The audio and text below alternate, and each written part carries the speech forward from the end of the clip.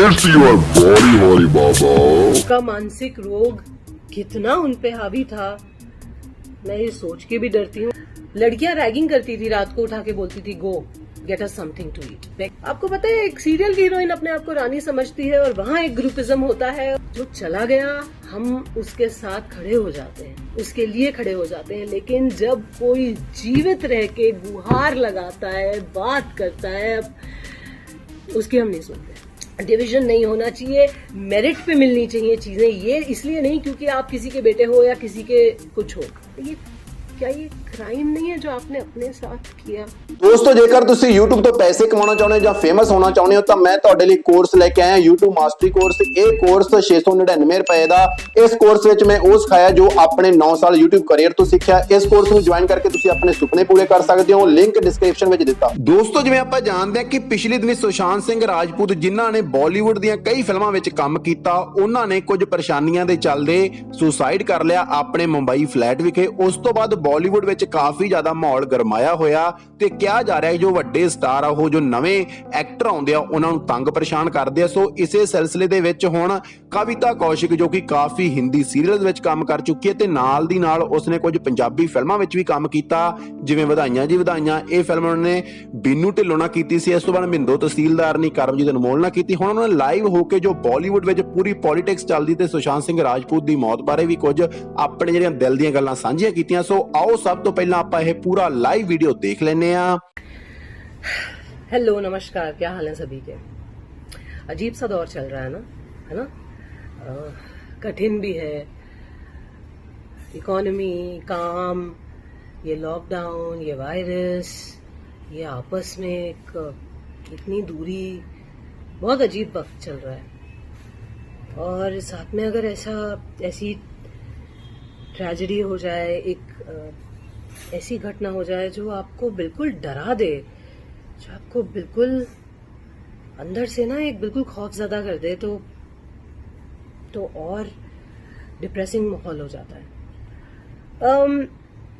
मैं of course आप जानते हैं कि इसका संदर्भ सुशांत सिंह राजपूत के संदर्भ में मैं ये बात कर रही हूँ, लेकिन मैं मेंटल इलनेस और सुशांत के बारे में उन्होंने ऐसा क्यों किया इस बारे में मैं कोई टिप्पणी नहीं देना चाहूंगी, क्योंकि मैं नहीं जानती थी कि उन्होंने ऐसा क्यों किया। इसलिए मैं उनको वो रिस्पेक्ट, वो डिग्निटी जरूर देना चाहूंगी, क्योंकि हम सब उनसे बहुत इंस्पायर्ड थे।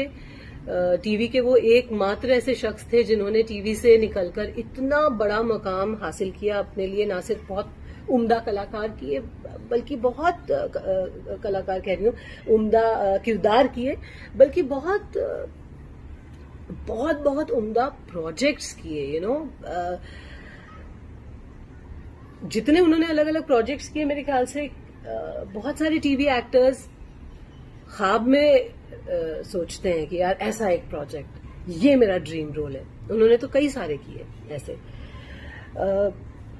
और इतना हासिल करने के बाद उनका मानसिक रोग कितना उन पे हावी था, मैं ये सोच के भी डरती हूँ। इसलिए मैं बिल्कुल इस स्थिति में नहीं हूं कि मैं उन पे कोई टिप्पणी करूं। लेकिन हाँ, मैं उन लोगों से इस वीडियो के माध्यम से बात करना चाहती हूँ जो मेंटल हेल्थ या मेंटल इलनेस, मानसिक रोग से गुजर रहे हैं, उसका शिकार हैं।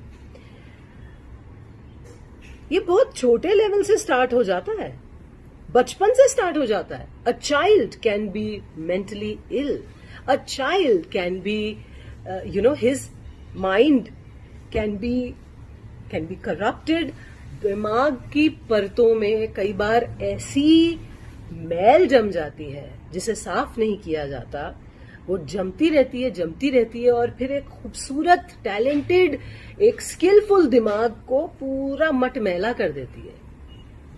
मानसिक इलनेस यही होती है। बचपन में पता है हॉस्टल में मुझे हॉस्टल में डाल दिया गया था और मेरा बचपन पूरा हॉस्टल में बीता है। लड़कियां रैगिंग करती थी, रात को उठा के बोलती थी go get us something to eat, beg borrow और स्टील। तब मन करता था जान दे दूं। घर से बहुत प्रेशर आता था कि नंबर लाओ, पढ़ाई करो, वरना जिंदगी में कुछ नहीं होगा, फेलियर हो जाओगे। रिलेटिव्स, ये वो लोगों से कंपैरिजन होता था कि उसको देखो, शर्मा जी के बेटे को देखो, फलाने को देखो, तुम ऐसे हो, तुम ऐसे हो। मन करता था जान दे दे। अभी मैं देख रही हूँ कि हर कोई आपस में लड़ रहा है। एक तो कुछ भी होता है यहाँ हमारे देश में या अच्छी चीज होती है तो लोग आपस में लड़ने लगते हैं, कोई दुर्घटना होती है, कोई ट्रेजेडी होती है तो लोग आपस में एक ब्लेम गेम करके जो चला गया है उसके साथ खड़े हो जाते हैं। लेकिन जो लोग हैं, जो गुहार लगा रहे हैं या जो बात कर रहे हैं, अपनी बात कहना चाहते हैं, उसको खूब ट्रैश करते हैं, लड़ते हैं, हेट, ब्लेम, ये सब शुरू हो जाता है। और हर चीज हमारे देश में पॉलिटिकल हो जाती है। कुछ भी हो, किसी के घर में कोई खाना बने तो उसका भी श्रेय या उसका दिस थिंग पॉलिटिक्स हो जाता है। और मैं ये कहना चाहती हूं कि जब एक सेलिब्रिटी, जब एक इतना इंस्पायरिंग, इतना चार्मिंग, इतना खूबसूरत इंसान जब विवश होके, अपने मानसिक रोग से विवश होके या जो भी रीजन हो उससे विवश होके अपने प्राण हर लेता है, तो एक अजीब सी लहर, एक संदेश जो जाता है वो बहुत घातक होता है उन लोगों के लिए जो शायद एज पे हैं, जो इतने परेशान हैं, जो बिल्कुल सुसाइड के एज पे हैं। उनके लिए ट्रिगर बन जाता है ये, क्योंकि लोगों को लगता है कि अच्छा, इतने महान इंसान ने ये किया तो हम भी कर सकते हैं। इस बात से मैं बहुत भयभीत हूं, क्योंकि मैं जानती हूं कि कितनी बार जीवन में मुझे ये ख्याल आया है कि नहीं यार, नहीं, बस। आप बड़ी बड़ी फिल्मों की बातें कर रहे हैं कि वहां पॉलिटिक्स होती है, और आपको पता है छोटे छोटे सीरियल्स में कितनी पॉलिटिक्स होती है। जब मैंने अपने करियर की शुरुआत की थी, मैं बम्बई आई थी, मेरा सिलेक्शन हुआ था, ऑडिशंस दे के सिलेक्ट हुई थी। और मैं बिल्कुल, देखिए, मैं किसी का नाम नहीं लूंगी, क्योंकि मैं सिर्फ आपको बता रही हूँ कि मेंटली कैसा इंसान को फील होता है। मैं किसी को पुट डाउन करने के लिए मैं ये वीडियो नहीं बना रही हूँ। जब मैंने अपने शुरुआती कुछ सीरियल्स में एंट्री की थी तो ऑब्वियसली मैं लीड नहीं प्ले कर रही थी, मैं अलग अलग कैरेक्टर्स कर रही थी। और आपको पता है, एक सीरियल की हीरोइन अपने आप को रानी समझती है, और वहां एक ग्रुपिज्म होता है और एक हायरार्की, मेरे मुंह पे बोला गया है कि देयर इज अ हायरार्की। तो तरह तरह के लोग हैं दुनिया में। आप दुनिया को कितना बदलने जाएंगे और कितना लड़ेंगे और ब्लेम गेम डालेंगे। जो भी हो रहा है, जो भी हम देख रहे हैं, जितनी ट्रेजेडी, जितना भी दुख है, उससे हम सिर्फ ये सीख ले सकते हैं कि हम सबसे पहली बात एक अच्छे इंसान बने, स्ट्रांग बने, हम कोई पॉलिटिक्स ना करें। प्लस हम ये याद रखें कि कोई रात के 3 बजे आपका फोन नहीं उठाएगा दोस्त। सच्चाई तो ये, बहुत खुशकिस्मत हो गए कि कोई बिल्कुल जग के उठा ले और बात कर ले आपसे। मैंने एक फिल्म की थी ऑपोजिट जॉन अब्राहम, यूटीवी की फिल्म थी, यूटीवी के ही पार्टनर देवेन खोटे जी ने उसको डायरेक्ट किया था, और वो फिल्म रिलीज नहीं हुई। ऐसे और 2-3 प्रोजेक्ट्स हैं फिल्मों में जो किए मैंने, और वो रिलीज नहीं हुए। तब भी ये लगता था कि यार ये क्या हो गया। ऐसी स्थिति में जब आप इर्द गिर्द देखते हैं कि अरे इसने इतना काम कर लिया, उसने ये कर लिया, तो आपको अपने में ही दोष दिखाई देता है, और फिर ये लगता है कि यार this is not working, that is not working. लेकिन मैं ये कहना चाह रही हूं कि ये एक जीवन जो है ना, बस ये एक जीवन, यही सबसे बहुमूल्य है। लोगों की पॉलिटिक्स का मिलना ना मिलना, आपका आज सक्सेसफुल होना, कल लोगों का ये पूछना कि भाई हम नहीं जानते आपको, वो आपकी पहचान नहीं है। आप अगर पढ़ाई में कमजोर हैं, आप उससे बुरे इंसान नहीं हो जाते। आपकी पहचान आपके नंबरों से, या आपके नंबर ऑफ मतलब एग्जाम में कितने नंबर मिल रहे हैं, या आपके सोशल मीडिया पे कितने नंबर हैं, फॉलोअर्स हैं, या आपकी फिल्मों ने कितने नंबर कमाए, या आपके टेलीविजन की टीआरपी में कितने नंबर आए, उससे आपकी वर्थ नहीं है। आपकी वर्थ उस जीवन से है जो आप क्रिएट करते हैं अपने मन की खुशी से, अपनी मुस्कुराहटों से, अपनी संतुष्टि से। So all I'm trying to tell everyone here is that please love your self, क्योंकि कोई मसीहा किसी को बचाने नहीं आता। आपको सब अपना हीरो खुद बनना पड़ता है। B the hero of your life, of your story. जो चला गया हम उसके साथ खड़े हो जाते हैं, उसके लिए खड़े हो जाते हैं, लेकिन जब कोई जीवित रह के गुहार लगाता है, बात करता है, उसकी हम नहीं सुनते।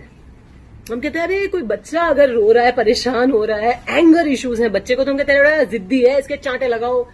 पिट पिट के ही बड़े हुए हैं ना हम सब, है ना। हम ये मिडिल क्लास गांव के बच्चे, हम तो खूब पिटे हैं, टीचर्स से भी, पेरेंट्स से भी। तो जिंदगी फेयर नहीं है और दुनिया बहुत जालिम है हर जगह। मैं ये नहीं कह रही हूं चेंज होनी नहीं चाहिए, ऑफकोर्स चेंज होनी चाहिए, ऑफकोर्स काइंडनेस होनी चाहिए, प्यार होना चाहिए, इक्वालिटी होनी चाहिए, ऑफकोर्स डिवीजन नहीं होना चाहिए, मेरिट पे मिलनी चाहिए चीजें। ये इसलिए नहीं क्योंकि आप किसी के बेटे हो या किसी के कुछ हो, लेकिन हर जगह ये है। मंदिर में भी आपको कनेक्शन लगाना पड़ता है, तब वीआईपी दर्शन होते हैं, वरना 12-12, 24-24 घंटे लाइन में लगे रहना पड़ता है ना।